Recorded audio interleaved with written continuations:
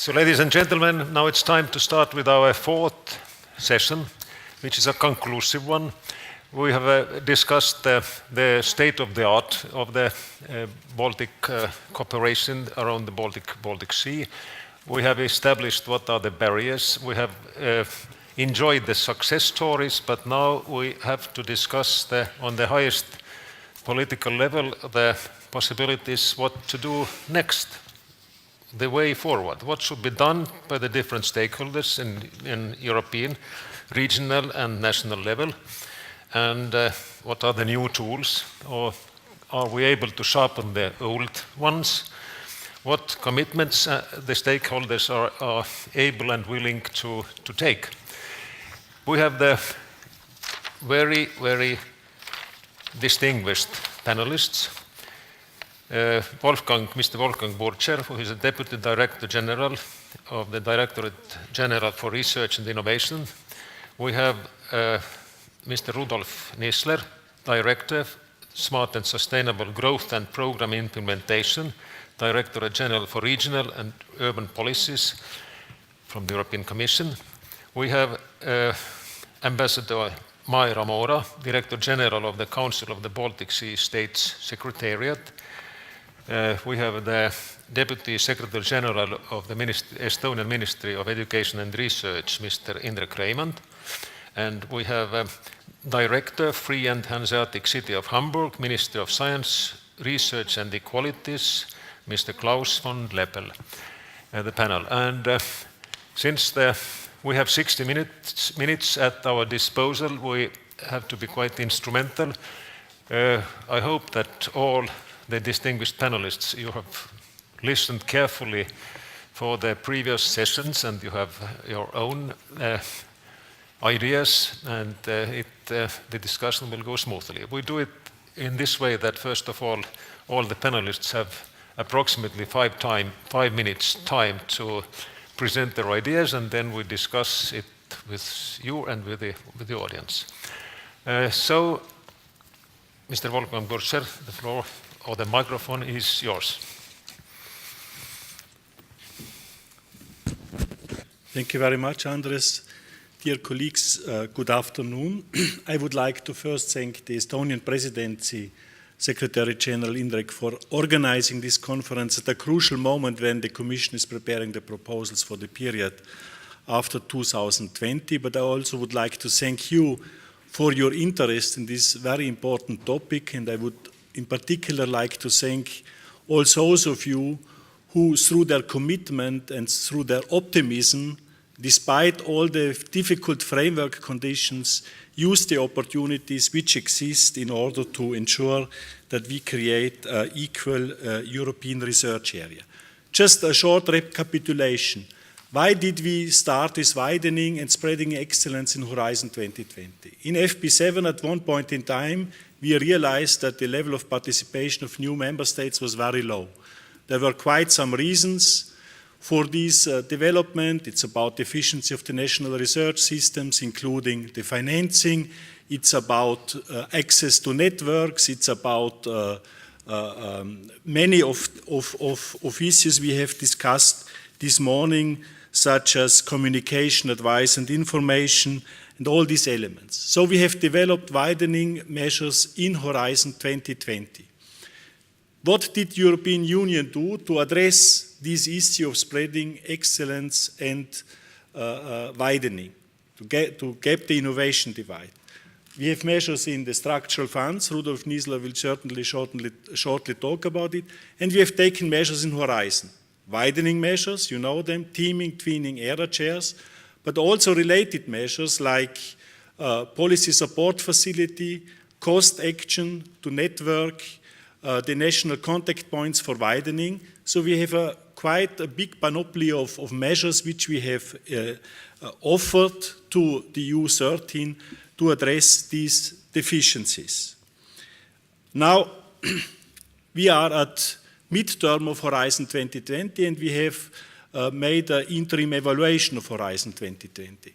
And the question arises, did we succeed to improve the situation compared to our starting point? And I could start with this quotation from Zhu Enlai, when he was asked about the consequences and the impact of the French Revolution in 1972, and he said, it's too early to say.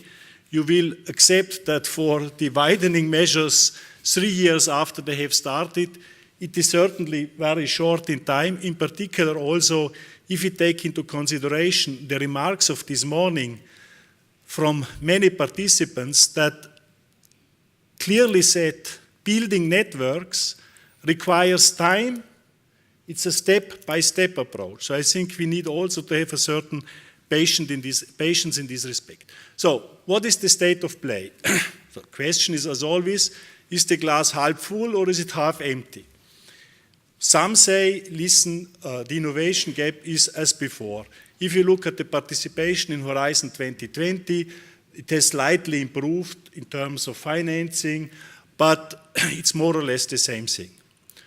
Yes, if participation in the framework program is the only indicator to measure the innovation gap, then there is an issue. But I'm not sure that the participation in the framework program is the only indicator to measure whether there is or not an innovation gap and the scale of the innovation gap in Europe, because as this was also pointed out this morning, you have certain developments that clearly show that the innovation gap is decreasing. If you look, for example, investments in research amongst some member states of the European 13, there is quite considerable change. So I do not want to deepen this question, are we advancing? I think we are advancing, but there is still an issue. But as I said, I think I prefer to be optimistic in this respect. So what does the interim evaluation conclude? The interim evaluation concludes on all these instruments which we have discussed this morning, be it the teaming, tweening, ERA chairs, policy support facility, and so on, that they are still relevant, that they are efficient, that they are effective, that they provide added value. That's a first conclusion. Evidently, they also indicate certain shortcomings, such as not enough money, which is a common pattern and feature for Horizon 2020, as you know, in general, but it is also true for the widening measures, that certain costs should be eligible in these widening measures which are not eligible. So I think that's a point which we need to take into consideration. But broad and large, they conclude that there is still an issue regarding the innovation gap. Also, the interim evaluation, the staff working document concludes that the dichotomy of EU15 versus EU13 is a strong simplification of the reality, but still there is an issue, that the instruments which we have designed are fit for purpose. And this brings me to the question, what is the future of these instruments? I think a first message, which is a very strong political message, and which comes from our President of the European Commission. I just would like to recall in his recent State of Union speech, President Juncker has said the following: equality between its members, big or small, east or west, north or south, is key. Make no mistake, Europe extends from Vigo to Varna, from Spain to Bulgaria.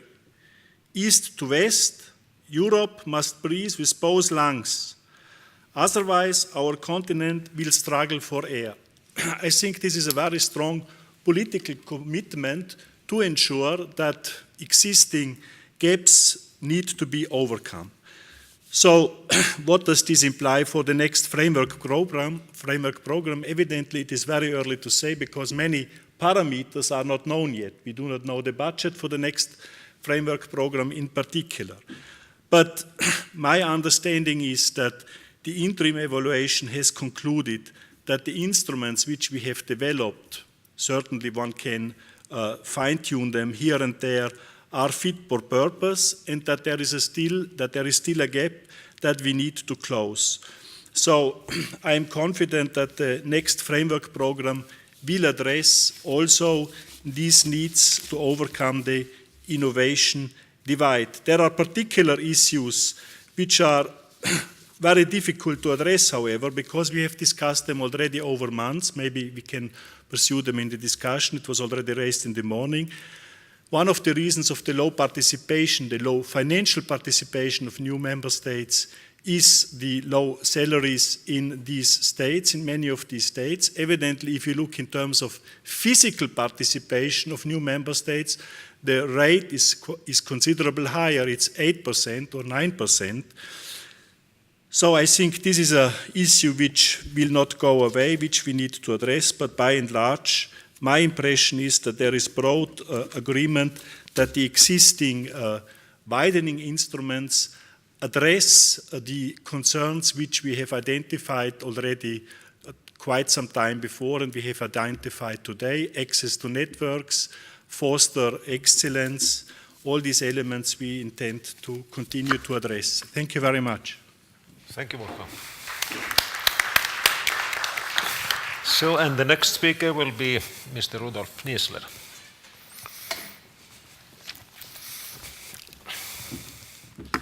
Good afternoon, and thank you very much. Thanks a lot also on behalf of European regional policy to the Estonian presidency for organizing this event. It really comes at the right point of time. I would like to say a few words first why cohesion policy, which I represent here today, has a particular interest in the participation of less research-intensive regions in the Horizon program. And I think there are in particular two issues which count for us. The first one, as Wolfgang said also, we consider if a country or a region participates well in Horizon, for us this is an indicator of the quality of the research and innovation system that is in place.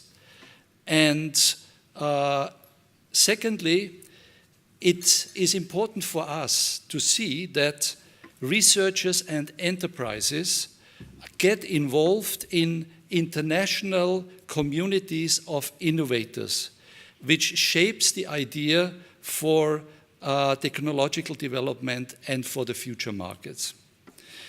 For cohesion policy, the main task is to promote socioeconomic development in all regions of the European Union. Main focus is reducing disparities, but also, perhaps in the more developed regions, we are behind the aim of fostering structural adjustments and promote industrial conversion. We are also looking into the challenges coming from globalization. And as we are aware that the benefits from globalization are spread very unequally amongst regions and amongst people. And for us, it is key that innovation is one response to tackle with the challenges coming from globalization. And this is perhaps the only option which doesn't have any detrimental effect in relation to social conditions or the environment or the climate. From cohesion policy, we work basically with the regions and the countries on the basis of smart specialization. You are aware with that. This is a bottom-up approach. It provides the opportunity to find tailored solutions for specific regions. And in particular with a view also to develop the ecosystem for innovation, which is out there.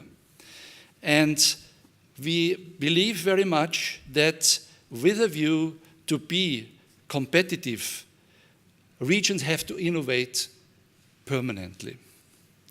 For that purpose, we have devoted a lot of our budget to these objectives, about almost 45 billion in the period until 2020. And perhaps just to contrast a little bit what Horizon is aiming for in cohesion policy. Horizon is basically top-down, excellent-oriented, and focuses on transnational cooperation. From cohesion policy, we come with a bottom-up approach. We offer tailored support, and this in line with the specific potentials and priorities which we have identified in the regions. and also with a view to build capacities. For example, the stairway to excellence means we prepare the capacity, and that should help regions then to participate in programs like Horizon. It's also, I think, different in that context that Horizon emphasizes on early stages in the technology readiness levels and on blue sky fundamental research, whereas in cohesion policy we focus very much on the adoption of technologies and their commercialization. And it's clear that we have to optimize how these two policies work together. And I think we have tried something in the past to make it go along. For example, we have tried to align certain methodological issues like simplified cost option project formats. We have insisted that when regions were developing smart specialization strategies, that they involve those actors which are normally approaching themselves towards the framework program. The Stairway of Excellence initiative gave targeted support in particular to the newer member states to jointly develop actions and to seek cooperation with other countries. I would like now to say, is this enough, or do we need to do more? We think despite a good range of actions, there is still the fact that we have significant disparities between member states on research and innovation. And we have some missing links in our belief. For example, it was said repeatedly today, the relatively low participation of EU 13, although there are two noble exceptions of countries which outperform even countries from the top league of Europe. When we look into our own analysis, as it was presented in the 7th cohesion report recently, we see that innovation in the EU remains highly concentrated in a number of regions. And this then correlates with other issues, like you have really the high growth companies very close to that environment. You have financing instruments like venture capital also concentrated along the same lines. And this is a real issue. That means if we want to come to what Wolfgang quoted, a more equal Europe, we have to do something. We have also some specific problems that we have identified. I would like to mention it here. For example, we have a number of regions which were already approaching European average incomes, and then we felt during the crisis a lot of the development was wiped out. It showed us the fragility of the development that we have achieved in parts of Europe. We call this middle income trap. And this is something that we have to think about, how we can really put regions on a solid development path for the future. We believe that we have to think of better linkages, in particular between those regions which are lagging with those regions which are advanced. Let me now, at the end, say a few words of what we could perhaps do in the future. In the immediate future, we have put together a number of ideas in a communication which is titled which is on smart specialization. And we thought that what we could do in the short run is to increase further the synergies between Horizon and structural funds. One exercise to do in that context is mapping of capacities. What we have there, research capacities, but also where we are with our economic potentials linked to that. It was mentioned also in the discussions that I was listening before. We have decided to launch a number of pilot actions for lagging regions, but also for regions which are perhaps more advanced, but which are struggling with industrial transition, and regions which are perhaps the most advanced in that area of research and innovation, but which push into uncharted territory, like interregional cooperation amongst the research, but also when it comes then towards the point where research moves into the phase of demonstration and commercialization. There are calls out. We have received a good number of proposals, and we will decide in the coming weeks with whom we will work on that. These calls are also there to allow us to learn some lessons with a view what we could do beyond 2020. And we think we should put our emphasis on one question, and we do this together certainly with our colleagues from the Research Directorate, namely what we have to do with a view to accelerate the uptake of new technologies and commercialization, because this seems to be an issue where Europe definitely is not as good as other parts of the world. And we have, from the side of cohesion policy, in mind to continue with a number of issues like, for example, financing research infrastructure, so that this basic investment could then benefit also participation in the research program. We work with a view to simplify and create more flexible options in the past for participating in cohesion policy programs when it comes to this area of research and innovation. We will like to go further in simplifying and aligning the rules. One set of rules, ideally, would be a good thing. And then we believe definitely that we have a call out there to do more in the context of trans-regional, transnational activities. We see that the best perhaps that one can do for giving a push to regions which are lagging behind is to link them to regions which are more advanced. In particular, this, we believe, could be an option with a view to do this also in the context of near business applications of innovation. Thank you so much. Thank you. And now we are coming from the very big picture to the more regional overview. I would like to ask Ambassador Mayra Mora to give her initial thoughts.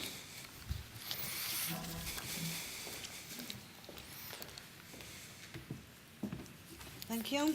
Distinguished guests, ladies and gentlemen, I would like to thank you for this opportunity to engage in the discussion on the future of researchers' mobility in the Baltic Sea region. This subject is of really great importance for the Council of Baltic Sea States. Moreover, I'm particularly delighted to discuss researchers' mobility in an event hosted by an EU presidency whose thinking on research and innovation resonates well with one of the three CBSS long-term priorities, namely sustainable and prosperous region.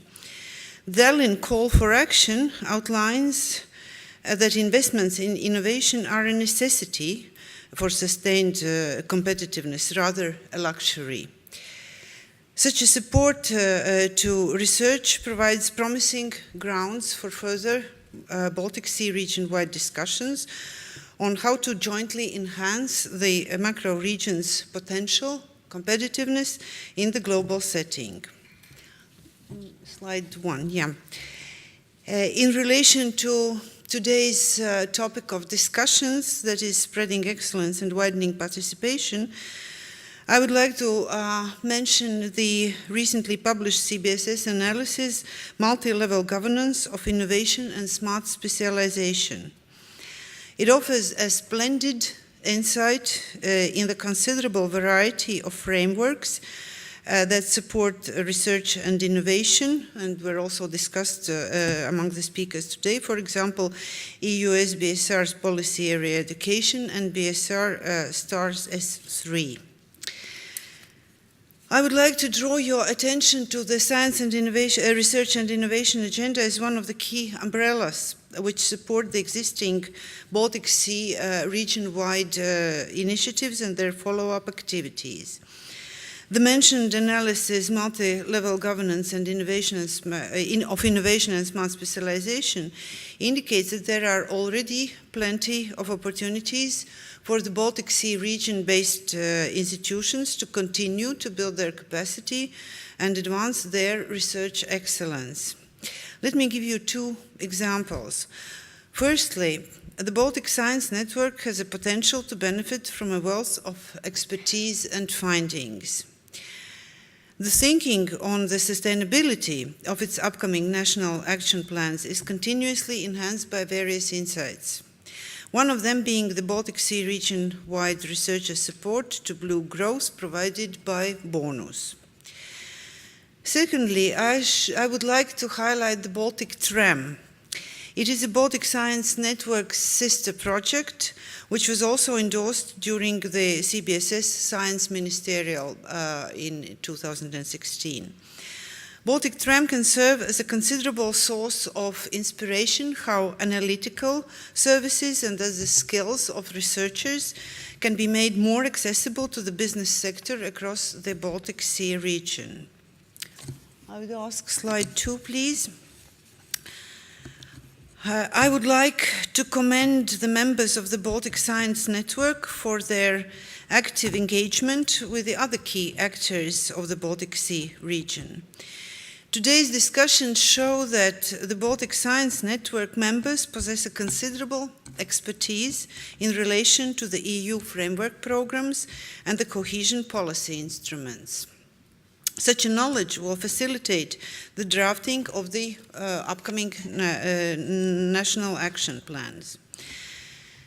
Another example how the Baltic Science Network can make a lasting impact in the Baltic Sea region is a strong anchorage to the ongoing work of the CBSS. On the one hand, Baltic Science Network translates into more concrete steps the CBSS Science, Research and Innovation agenda. On the other hand, it will pave the way for more extensive examination of the Baltic 2030 Action Plan implementation. Last but not least, it is a pleasure to observe that the Baltic Science Network is thinking along the lines of the European research area.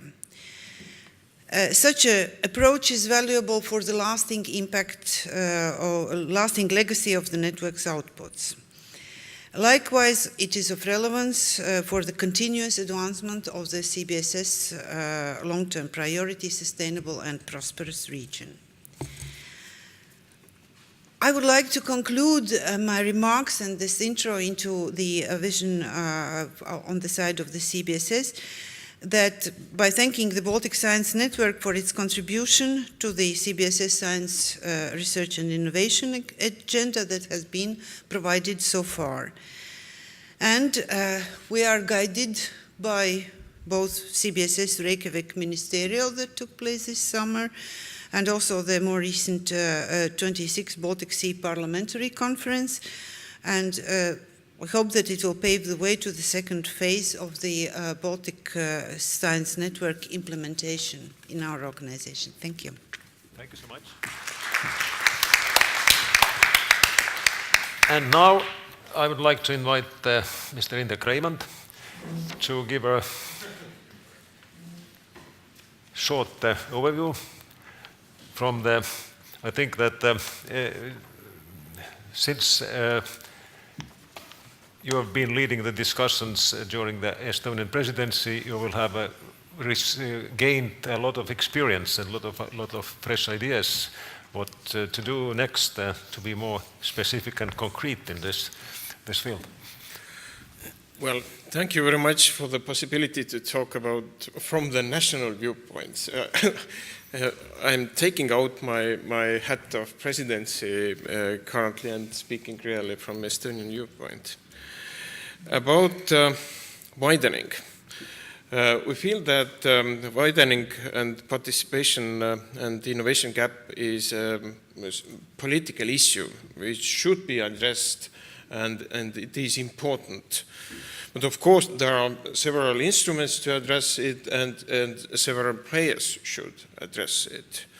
From European Union level, we have this FP, or Horizon 2020, with its widening.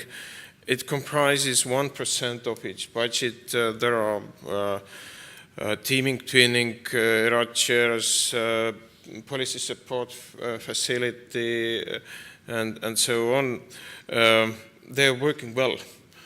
The 1% is too few, but they are working well. Especially I would like to stress that cost is very beneficial, because cost is supporting creating networks, and this networking is very important to enter into further networks of research programs. So we think that that widening measures should be continued in FP9, but also need maybe some broader things, either in budget or also to open up networks, existing networks, and to new players, or try new measures like some former speaker here already proposed, like blind evaluation or so. But of course, there is a regional level. At regional level, we probably should not speak about widening, but we should speak probably about with our, I mean, macro-regional level, to clarify. We need to have some common platforms, some common ways to organize our research.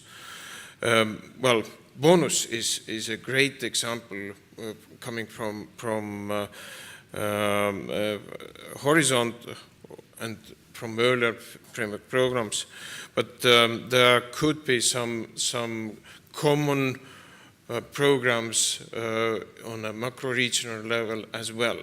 But as framework program is not very suitable for this macro-regional approach, I would say the support from cohesion funds, like especially from Interreg, should be beneficial, because the usual structural funds are distributed by countries, and they are not very suitable for cross-border activities, and so especially Interreg should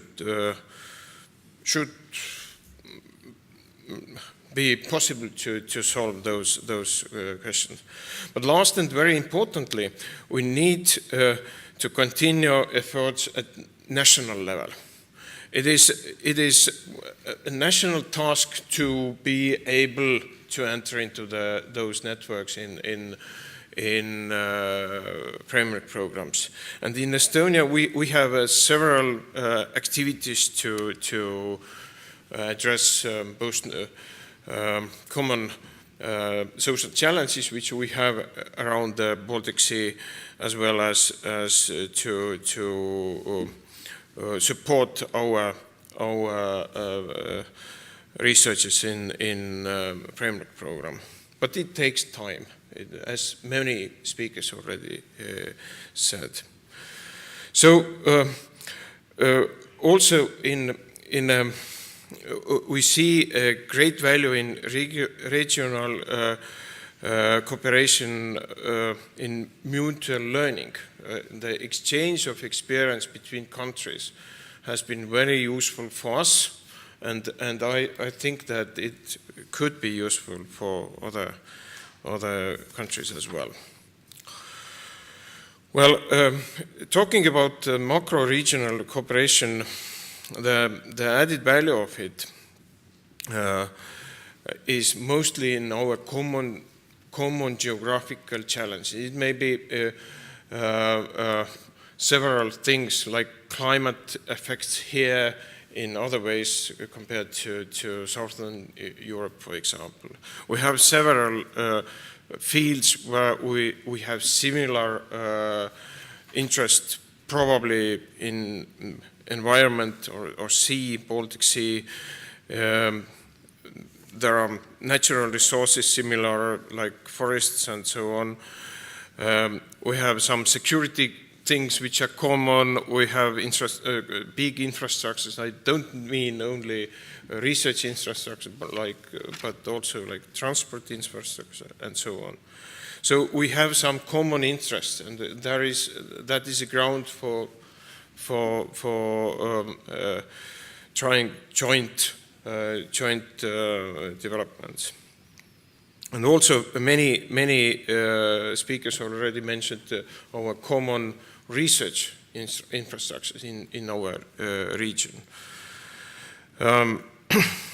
But there is certainly room for synergy between different programs and different countries. I would yes, I support those who mentioned that bonus and Baltic Jam and those are very beneficial for us. But we are currently developing a joint Baltic research program with the support of European Economic Area Norway grants, which is very promising for us, and that is a concrete example of furthering Nordic-Baltic research cooperation and overcoming innovation divide as well. And one area where I really see potential is a more extensive use of regional instruments, for example, like Interreg. So, thank you very much. Thank you so much. And now we have the last panelist, Klaus von Leppel, please.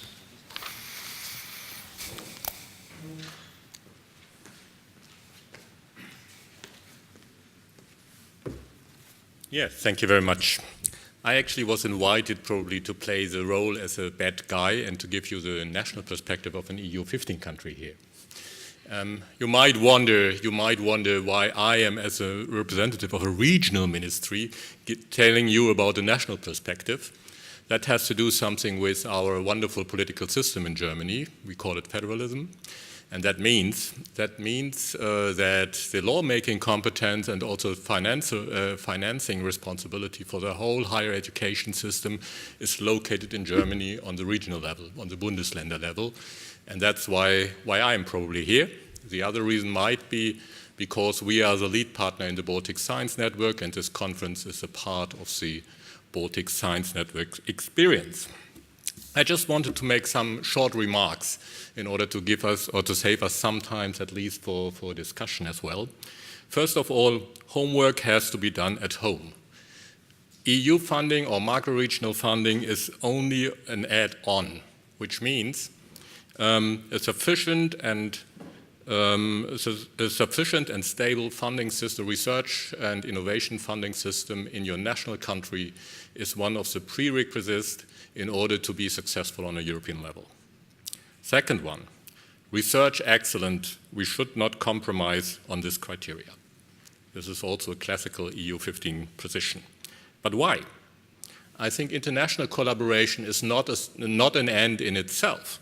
If you're talking to a researcher, he is not collaborating on an international level because it is an end for itself. He is collaborating on an international level in that cases where it has some kind of benefits for his research work. And of course, if he is looking for somebody else for his research work, he is looking for the best colleague or the best colleague in his field. So research excellence is important from the perspective of the researchers. Aspects like regional aspects or cohesion, these are dimensions we as political decision makers are thinking about. But it is not a dimension researchers have in their mind. But, there is always a but, But often the excellence nearby is not known under us. And I think what we have to do is to make the potential of the Baltic Sea states more visible. And I think the last panel which we have been listening to was an extremely good example to show what kind of potential we have in the Baltic Sea region. I would like to share some experience from Hamburg with you. Hamburg is a small city-state, 1.8 million people living there, 6 state-funded universities. So from the size, more or less comparable with most of the Baltic states. What have we done? 5 years ago, we had the situation that we only have limited resources in human resources, and we only have limited resources on a financial basis for international collaboration. We took the decision that we strategically did the decision that we have to concentrate and that we really have to focus on 1 or 2 areas. We decided to focus on 2 areas. First one was EU research funding. We established a very well-functioning and effective research funding system together with our research institutions and our universities. So researchers who are going to apply for EU money, they have an impressive support system which they are getting in order to be successful. And we have a close link between the people who are responsible for advising these researchers at the university level or on the research institution level and the political decision makers, which means our ministry. Because we take up their needs and their wishes in order to bring them into the political process, which means especially in the actual debate about FP9. So we try to bring in this views into the national position paper, the German national position paper. At the moment we are in the process of creating an own position paper between the 16 federal states in Germany. And the third point which we as a policymaker could do is to try to influence also the Commission and the Commission decision making. Which means, from our point of view, we have our offices in Brussels, of course, but nevertheless, we were also looking for people in our ministry in order to position them in the decision-making bodies, for example, the program committees of Horizon 2020, or encouraging researchers from Hamburg to work as evaluators in Horizon 2020 programs. That was the first thing. The second thing was Baltic Sea Cooperation. We believe in Hamburg that Baltic Sea Cooperation is making us stronger. And that is the reason why we invested in Baltic Sea Cooperation and why we believe that cooperation with you will help us. We are not doing it for altruistic reasons. Just to give you a small example. If you're talking about Hamburg University, which is the biggest university we have in Hamburg, Hamburg University has 40,000 students. It is the biggest university in Northern Europe, northern Germany. Sounds nice, but we have a highly competitive research system in Germany. But if Hamburg University is at the same time, it is the biggest university also in Northern Europe. That sounds much better in our ears. But in order to use these arguments, of course, this university also has to be interlinked and connected with this region. And that was our political task as a ministry. We were saying, okay, what can we do? First of all, we have yearly objective agreements with our universities. We write them down and push them to say, okay, you have to cooperate more with your partners from the Baltic Sea region. Second thing we did, we established a seed money facility. That's something ministries normally do. They put a pot of money in the middle of the game and say, you're getting money if you start creating research projects together with partners from the Baltic Sea region. And the third one, which we can do, is to change the framework conditions. And in order to change the framework condition, the idea of a Baltic Science Network started. We were running around for more or less 2 years in order to form up this network and in order to bring together not only somebody who was willing to cooperate in the field of science and research, no. We wanted to have the political decision makers in this network. That means the ministries, the research funding agencies, the international organizations who are involved in research and science cooperation, like CBSS, like Nordic Council of Ministers, like Nordforsk, and of course the EU as well, in order to have a look how can we change this framework conditions. And one outcome you have been listening to at this conference. I think in the first year of our existence, we are only 1 year old since at the moment. In the first year of our existence, we have been collecting data. We have been trying to compare the situation, and we are trying now to create some kind. We have done a lot of studies. 2 of them have been presented to you by Kadri and Livanas. And now we are entering our second phase, which means now we need political creativity out of the data which we have found to come to concrete actions, to concrete strategies, to concrete measures how to change the situation. And one of it will be, at the moment we are in the final stage of finishing a position paper on FP9, where we are focusing and where we are addressing the macro-regional points, which should be mentioned in FP9, and we will send that to the Commission in the next couple of weeks. So, 3 very short remarks in the end. What an EU 15 country can do in order to support widening participation. First of all, we as EU 15 countries have to open up our old boys networks. I think that is one of the most important things where we as national ministries or regional ministries have to have an eye on. Secondly, we have been talking a lot about synergies, but I would like to pick up the idea of Gunnar Gustafsson to say we have to think outside the box. If we are talking about synergies, we have only been talking about synergies between the research framework program and the structural funds. What is about the agriculture? 50% of the EU budget is spent for agriculture. Why are we not going to label in the next financial period also a certain amount of money from the agriculture business for agricultural research? That would be also an option. And last but not least, widening participation is not an issue only for EU 13 countries. Widening participation is and has to be an important issue also for the EU 15 countries. We are facing an enormously difficult debate about the next financial framework of the European Union. We have Brexit, the second biggest net payer is dropping out, and if we want to secure money, and a certain amount of money, at least the status quo which we have arrived already in Horizon 2020, we really have to expand the circle of benefiters from EU research funding.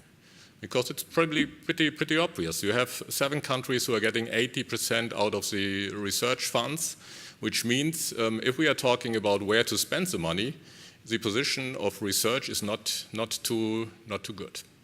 So from that point of view, we as EU 15 countries and as main benefiters from the EU research funding, we also have an originally own interest that widening participation will be successful. Thank you.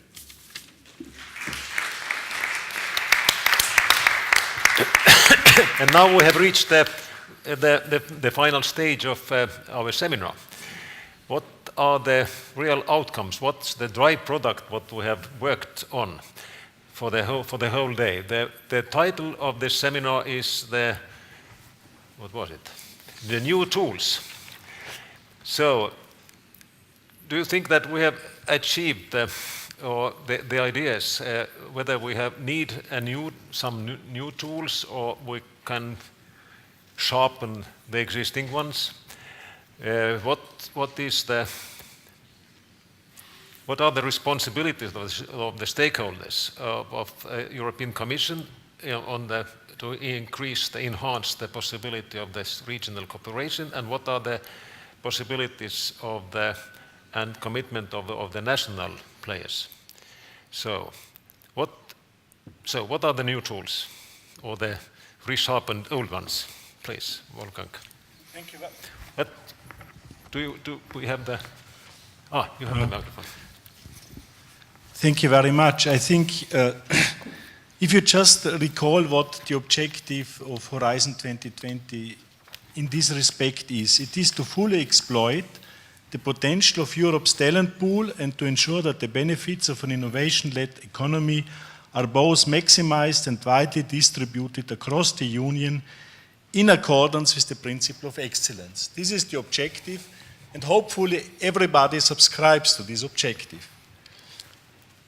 In particular, the point that Mr. von Leppel has made on excellence is an important point, because remember what justifies funding on the European level of research and innovation compared to national funding.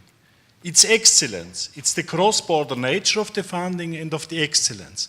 And if we start to make compromises about excellence, we will jeopardize the whole framework program in itself. Keep this in mind. I think it's an important message.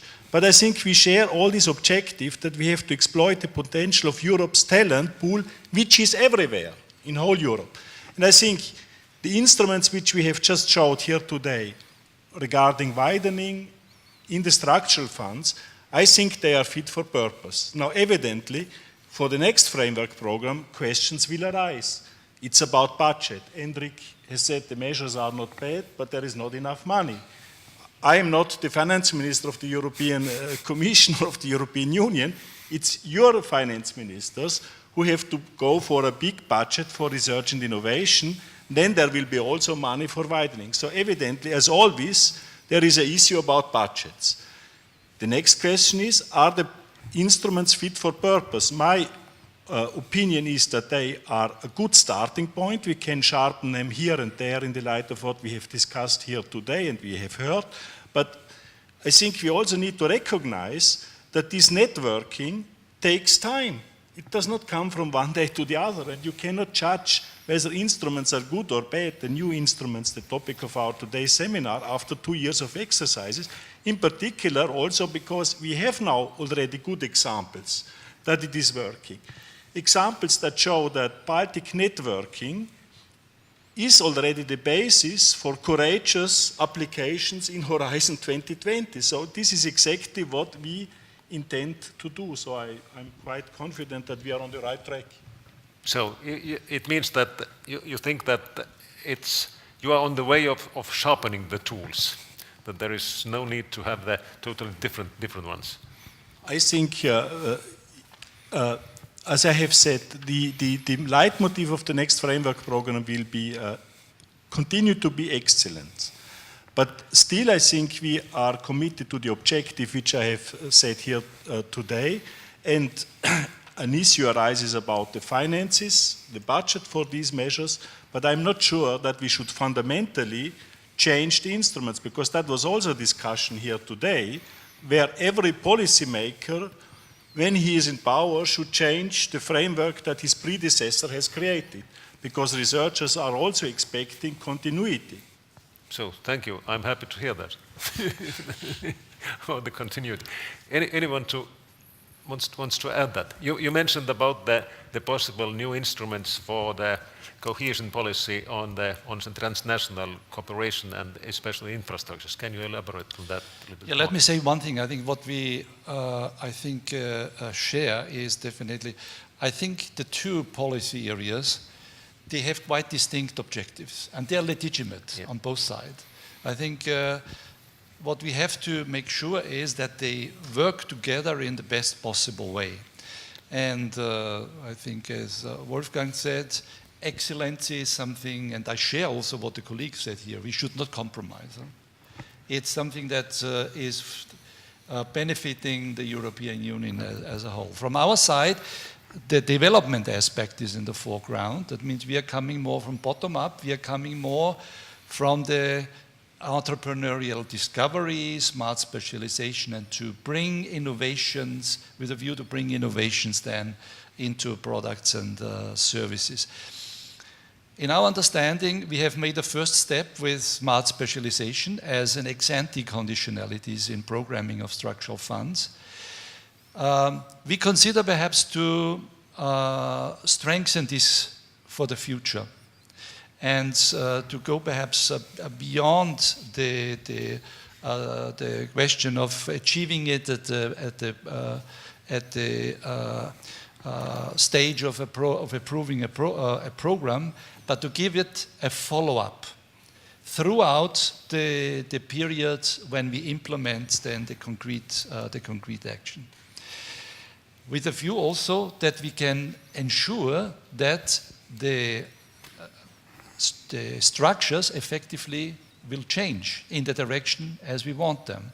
That means also the innovation system, that the innovation system can develop into something more performing. On this specific question of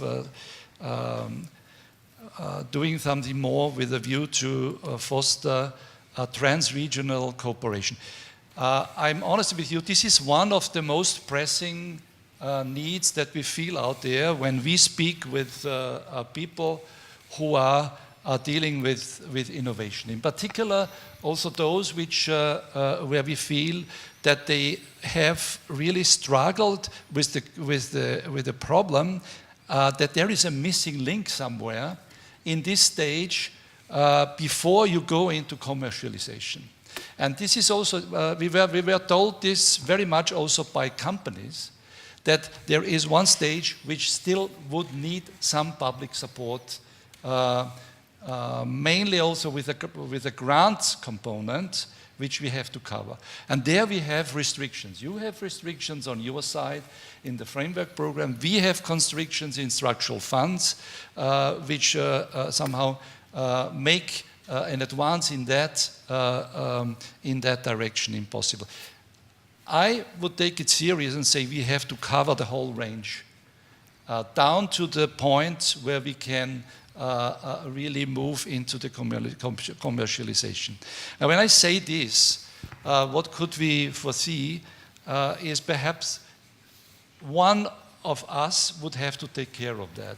It's not clear whether you would be better placed or the structural funds, but it would mean that we should have something that allows us also to support joint investments, which would benefit a series of regions or a series of countries. And that is something that one could do, perhaps under a new strand of Interreg, but not necessarily this should be the only solution. There might be other ways of doing it.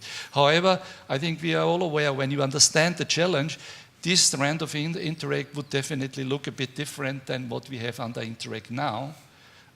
It would require to have a very far stronger top-down and managerial layer, which would allow to also manage also perhaps more important financial volumes than what we currently have when it's just about cooperation. So thank you. In this discussion or in your presentations and also during the previous sessions, very many times there was the issue of the national commitments was brought up, the national investments into R&D. Now we have only one single representative of the national authorities, ministries, which is my close colleague Indrek Reimand. So, and perhaps you are not ready to speak on behalf of all of the EU 13. But what do you think? The proposal was brought into the air to create some new instruments investing into the regional cooperation. Do you think that this is a good idea, and would Estonian government support this kind of idea, dedicated funding for the transnational cooperation?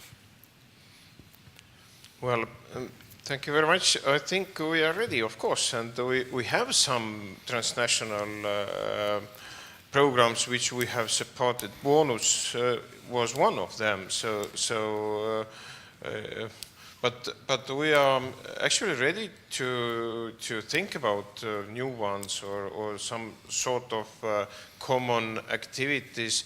But that should probably be centered around some common goal or common objective. We cannot do it just for trying a general principle. And we probably will find some challenges which are quite common. I can imagine in environmental situation, for example, which was, of course, the background of bonus also. But there are some other quite similar or natural common objectives of our governments. So Estonia is ready to try different options. Estonia has tried or tested or experimented with different instruments earlier. We have, for example, a viewpoint that we can enter on certain normal conditions into common pot financing schemes, but to test then probably not with very big contributions from the start, but yes, we are ready. So thank you, and now there is a chance for the audience to put questions to this distinguished panel. Any questions? Yeah. Mr. Thank you. Korpakis. It's not so much a question, but having spent the day on the Baltic Science Network, which is a very, very good example of what you can actually do when you have a focused objective on science and you work on a macro-regional strategy. Maybe we could think, and I was very much interested in what Mr.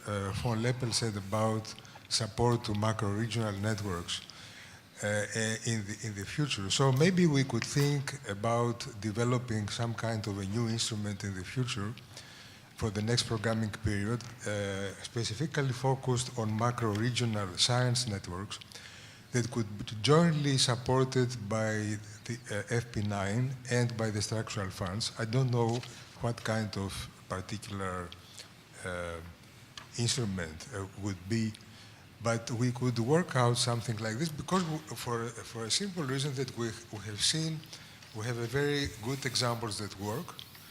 And we could see that it works better because it has a national and regional commitment from the member states.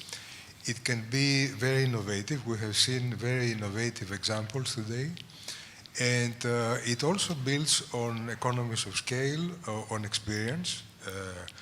A lot of experience is built on that, and many other countries could follow this particular model. But it's just a live reflection for the future. Thank you. So, anyone wants to respond to that idea? So it means that you're meaning that should be a sort of a glue money to this kind of trans-regional cooperation from the European side, and that would be facilitate the cooperation. Or what do you think of that? Yeah, I think that would be, of course, a very good idea indeed. We are working on concepts where to spend this money, on mobility, on research excellence in a macro-regional context, but it can't be only EU money. We also have to invest national and regional resources in that. We have to pool the money. Yeah. I think we can't only go to Brussels and saying we want more and more and more. We need also our own budget. But I think the most important thing will be in times of Brexit, in times of new crisis like the refugee crisis, like more spending into defense. If you really want to secure a sufficient funding for research and innovation on the European level, we really have to slaughter the holy cow of the EU budget, and that's the agriculture budget. Yeah. So, any response to that?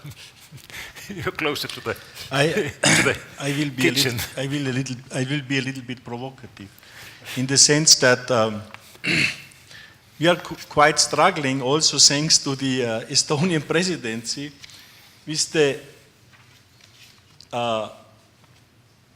richness of the funding landscape which we have and the instruments which we have. There are pictures of the complexity of our funding landscape where surely if you see it, you will never apply anymore. Now, if the purpose is now to add another layer and instrument to these different funding instruments, this is fine because I accept you always find a good reason and logic to do specific things. And I think all the instruments which we have created in the past and which are subject to this discussion now that we have too many of them, they have a good intervention logic and a good reasoning. So this is what we are fighting. On the one hand, I think there are justified needs and good intervention logics. But the first thing is, do we always need to do it on the European level or with European support? Secondly, is the existing support not good enough? If I look at this slide here, you have it there, I understand that this Baltic Science Network is also financed under Interreg, the classic Interreg. So can we not adjust these existing instruments in such a manner that they are fit for purpose instead of and this was not the intention, I think, of Mr. Korpakis, but we have to be very careful whether we can use existing instruments and to make them fit for purpose. And the last thing I would like to say from the Research and Innovation DG is that if we are talking about macro region, evidently for us this is mainly amongst member states. And I just remember that we do a lot when it comes to member state cooperation in research and innovation through common support actions, through aeronets. So the question is when we want to do this now on regional level, I would suspect that my colleague Rudolf needs to come in. So thank you. While looking at the time, so we will actually almost run out of our time resources and have to come to some conclusions, since some people have to leave quite soon to the airport. So if there are any very short ideas or ideas what you would like to add to this conversation or to these discussions, you have the chance to speak out. If not, then let me try to summarize. It's not that easy task, since if I would be able to do that, I wouldn't sit here or somewhere else. We have had an extremely rich discussion on an extremely difficult task. And we didn't find a single silver bullet or single solution to the complex problem. That's quite logical.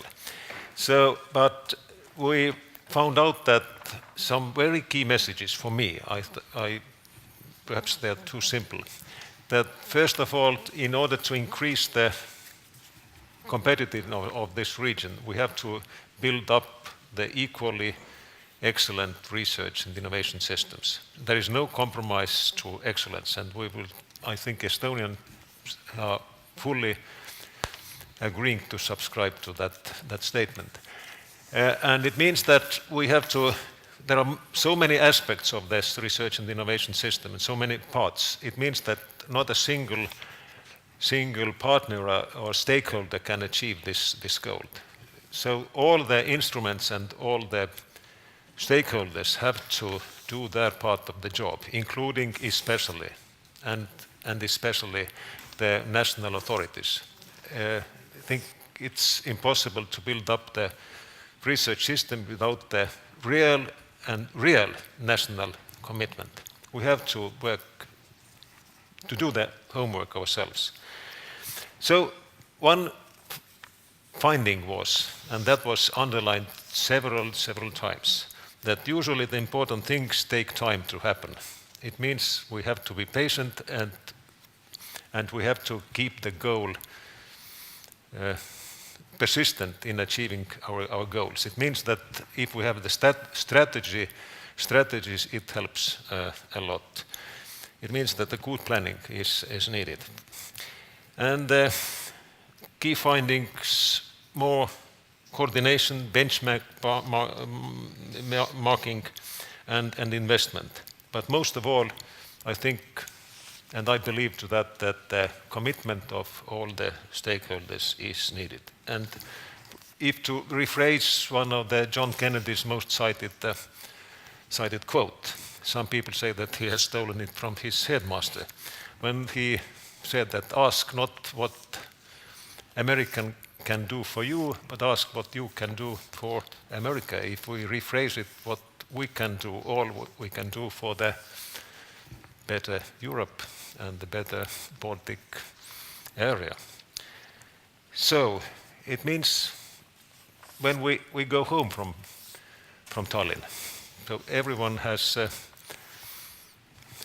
to think what he or she is able to do, and not to expect that someone else is going to do that. So thank you, the panelists of the last panel. Thank you all participants, and last but not least, I would like to thank all the organizers who have made this conference or seminar possible to happen. So thank you.